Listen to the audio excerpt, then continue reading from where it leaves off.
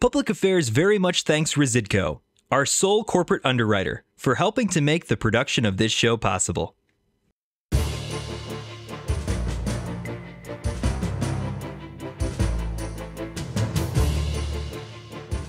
Where is the passion of politicians in Chicago, in Cook County, and around the state? Really, Republican, Democrat, Independent, I don't hear passion.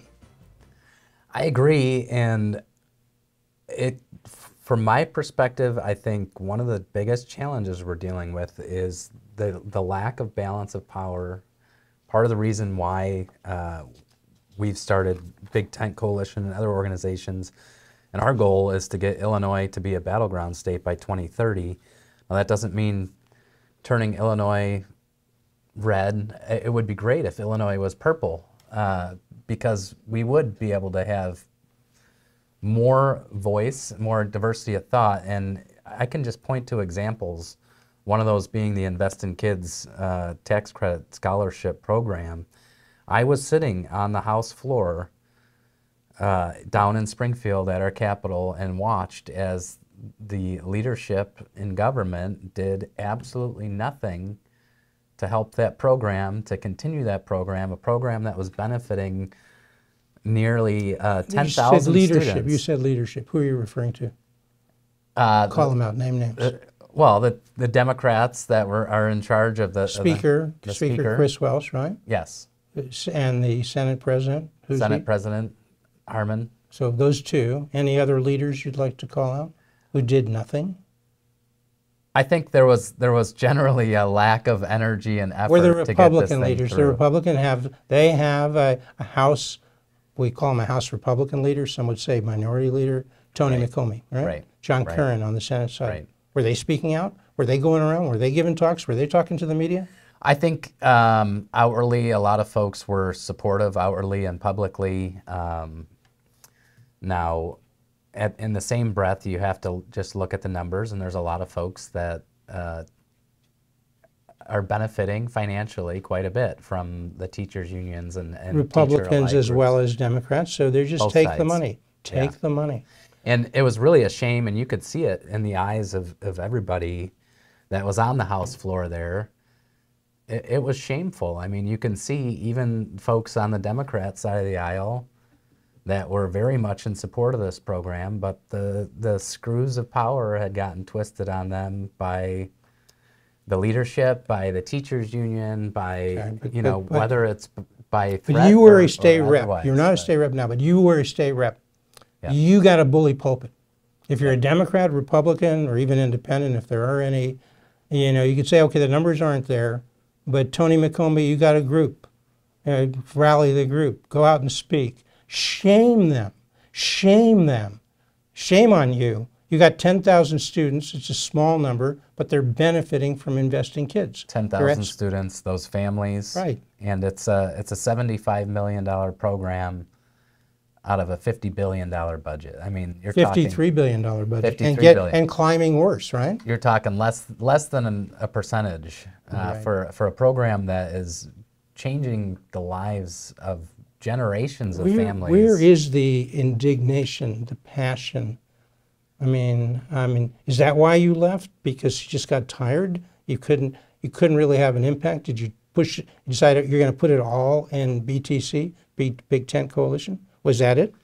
That's a big driver for me. Is it's a big commitment serving, and I don't take that lightly, particularly as it relates to my family. I am, as was mentioned, a father. I have 4 young girls. They're 8, 10, 12, and 14. So it's an important time in their lives, and so.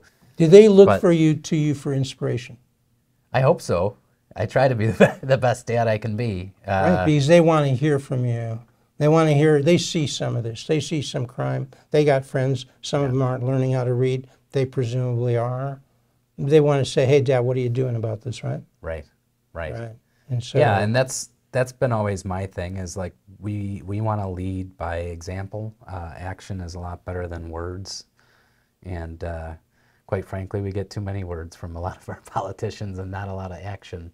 But that was part of the frustrating thing as you go down to Springfield, particularly with an R behind your name, and you're in the super minority, and the game is sort of rigged to a certain extent in terms of what the rules are. But remember, you have a bully pulpit.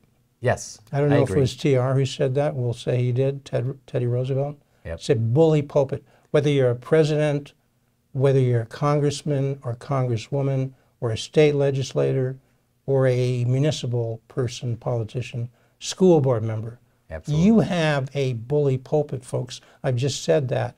All of your door knockers, they got bully pulpits. It's a wonderful feeling. It's an inspirational feeling, right? I mean, you may run for governor, and if you do that, well, then you're doing something. You're, as TR said, you're in the arena. It's kind of dusty, but you're in the arena, right? You may not win. Right. You haven't said you're running, but you haven't said you're not. I mean, because it's competition. That's what you said. Without competition, what do we have? Right. I mean, we haven't even touched on this big story of outmigration. You know, Illinois lost, Wirepoints says, over 400,000 tax filers to outmigration between 2011 and 2020. The governor's in denial. He says, oh, Wirepoints, oh, those people are, you know, grifters or whatnot, okay? Naysayers, you know? Yeah. Governor, really? You gave what did he give? A few $100 million to Northwestern to put his name on the law school? And that's what you say? We have 17 congressmen. Aren't we losing congressmen? We are. Governor, is the whole government run by grifters, okay? I mean, I don't mean to be too sarcastic about this, but how can Illinois get better if it's in denial? I mean, if they're losing population, if they're going to all these other states, every age and income bracket suffered losses, says Wirepoints. Yeah. I mean, we are, you know, Wirepoints says, all taxes combined, Illinois pays the nation's 7th highest state local tax burden. Absolutely. Did you feel that when you were a state rep?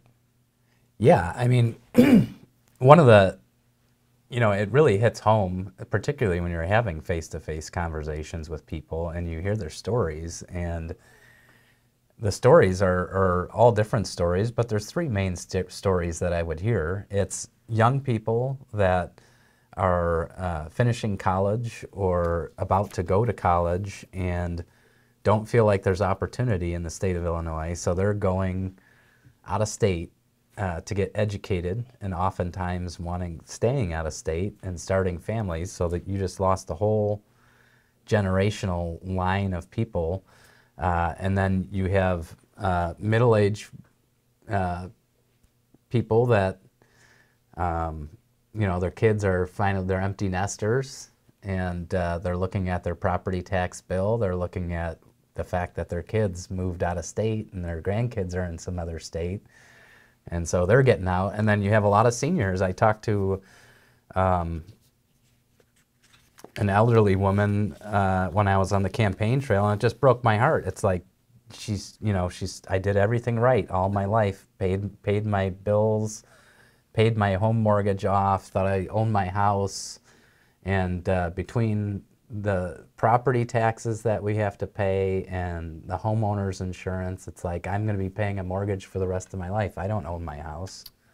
And that's even before we get to this hundreds of billions pension hole that the state of Illinois and the local governments in the cities and villages have around the state of Illinois. That just gets higher and higher. They don't even make a dent, even though the governor says otherwise. I mean, and the mayor from Chicago has just been touting what a wonderful first year it is, without mentioning anything about crime, because it hasn't gotten better, without ever mentioning the high percentage of blacks and Hispanics, but also whites, who don't read. You could say they don't read at grade level, but they really don't read at CPS. Not a word. And all he says, we need more money, more money. I mean, CPS spends $30,000 per kid per year, up 40% in the last 5 years. And Mayor Brandon's contribution to the discussion is, we need more money, because he doesn't think kids can learn at $30,000 per kid per year.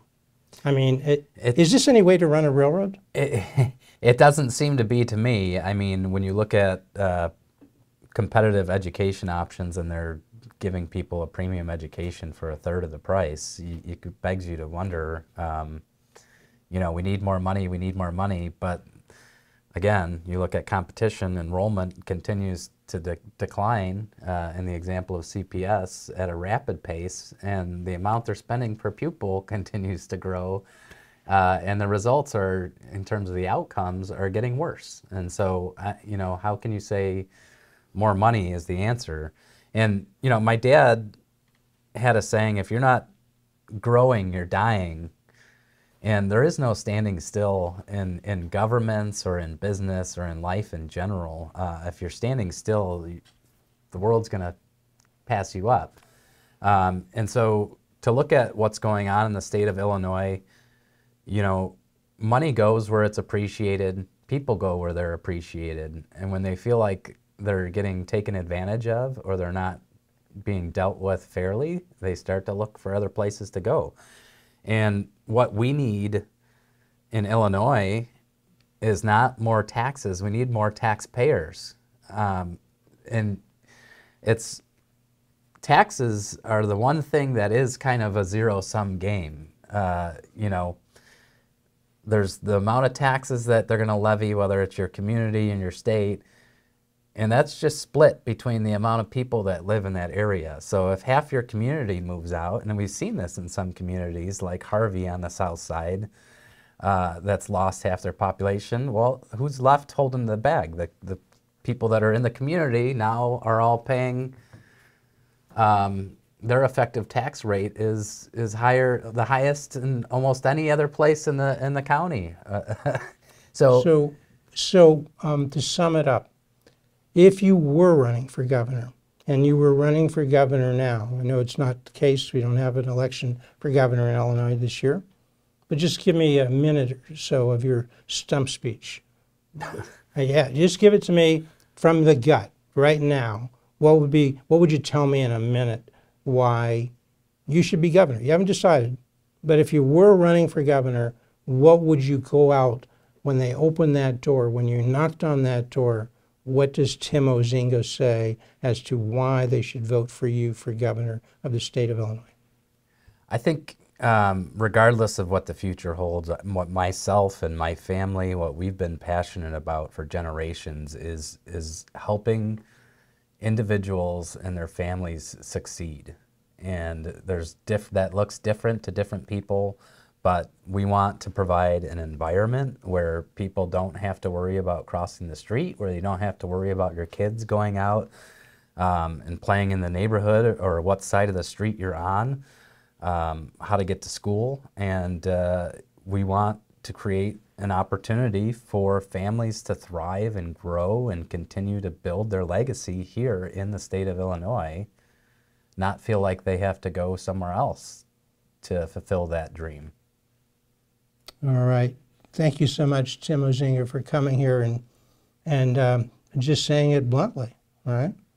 And we wish you luck, as we do all our guests when they come on this show, because without you sharing these views, we're nothing, and we really appreciate you coming here. Thank you so much. Thank you. Tim Ozinga, he's multiple things, but he is founder and volunteer CEO of the Big Ten Coalition. He is a father. He is a husband, father of 4 kids.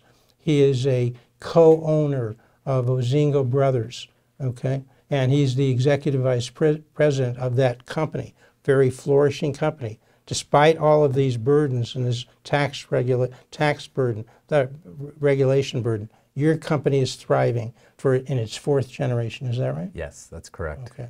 Thank you so much, Tim Ozinga, and thank you for coming to Public Affairs. You come back next week and every week to Public Affairs. Cut. Okay. Awesome. Baseball. Yeah, there you go. I thought we were cut, so I should.